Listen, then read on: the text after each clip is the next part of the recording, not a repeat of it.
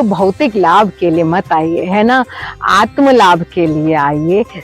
आप सभी को प्रणाम निवेदित करती हूँ, हृदय से स्वागत करती हूँ।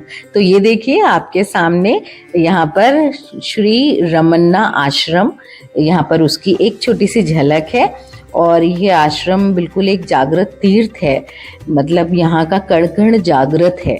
तो महर्षि रमन का यहाँ पर आखिरी समय में जहाँ पर उन्होंने निवास किया था वो स्थान है, बहुत स्वच्छ है, बहुत सुरम्य है।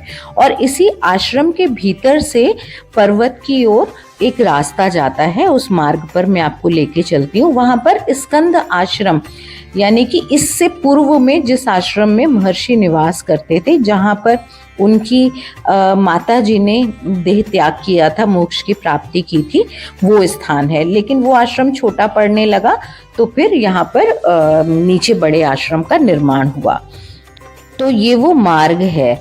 और आपको मालूम है मैं यहाँ पर आई तो 3 ही दिन के लिए थी, लेकिन यहाँ आकर मैं मतलब इतना अभिभूत हुई कि मैंने इसको और एक्सटेंड कराया और आगे की यात्रा का की जो भी योजना थी वो सब आगे पीछे हो गई।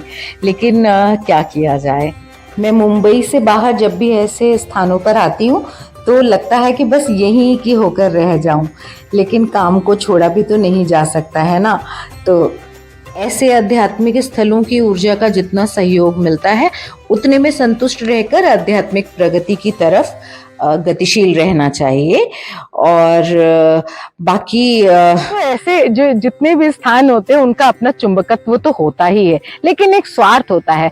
कई बार जब हम दर्शन का अर्थ सिर्फ देखने से लगाते हैं तो वो स्वार्थ बहुत जल्दी पूरा हो जाता है। लेकिन दर्शन का अर्थ होता है फिलॉसफी, तो उसे जब हम समझने से लगाते हैं, आत्मसात करने से लगाते हैं उस ऋषि, उस संत के व्यवहार को, उसके जीवन को, तो फिर उसमें समय लगता है। स्वार्थ बड़ा हो जाता है तो समय लगता है। अब बात आती है कि हम कहीं पर जाएं तो उसको किस रूप में समझें, किस प्रकार समझें। तो उसके लिए सबसे जरूरी है कि उस ऋषि, उस संत द्वारा लिख दी गई पुस्तकें, मतलब इससे बड़ी कृपा तो कुछ हो ही नहीं सकती है हम भक्तों पर, है ना। तो आचार्य श्री कहते हैं कि जो पुस्तकें हैं ये जीवंत देव प्रतिमाएं हैं, है ना।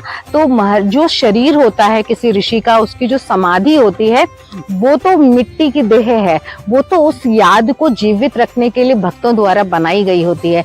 लेकिन जो ज्ञान मार्गीय होते हैं उनके लिए आवश्यक है पुस्तकों का अध्ययन।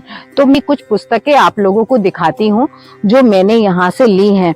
तो ये पहली पुस्तक है मैं कौन हूँ, है ना। इसके बाद दूसरी है उपदेश सार और महर्षि वचनामृत, ये भी इसमें भी उनके उपदेश संकलित हैं। लेकिन ये एक पुस्तक जो मैंने अपने लिए ली है, इसमें सारी पुस्तकें संकलित हैं। ये उनका समग्र है, श्री रमन महर्षि की संपूर्ण रचनाएं। तो ऐसे स्थानों पर आइए तो भौतिक लाभ के लिए मत आइए, है ना, आत्म लाभ के लिए आइए। तो फिर आपको वास्तव में आपका जीवन परिष्कृत होता जाएगा और सब कुछ सुंदर होता जाएगा, अपने स्वरूप में अवस्थित होने का मार्ग खुलता चला जाएगा। तो आइए आगे के मार्ग पर लेके चलती हूँ। तो ये मार्ग जाता है स्कंद आश्रम की तरफ। और मैं जब से यहाँ पर आई हूँ ना, मैं प्रतिदिन स्कंद आश्रम में जाती हूँ और वहां पर समय व्यतीत करती हूँ। लगता है कि कितना कुछ आत्मसात कर लूँ, है ना। हरिद्वार में भी मैं ऐसा ही करती हूँ, शांति कुंज में। और उन्हीं का प्रताप है जो मुझे ऐसे स्थानों पर जाने का अवसर मिलता है, क्योंकि जहाँ चाहा वहां रहा।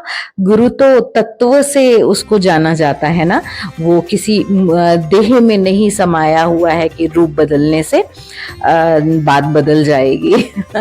तो अब बहुत बातें हुई, अब आज्ञा लेती हूँ और मिलती हूँ अगले ब्लॉग में। तब तक अपना ध्यान रखिए। धन्यवाद।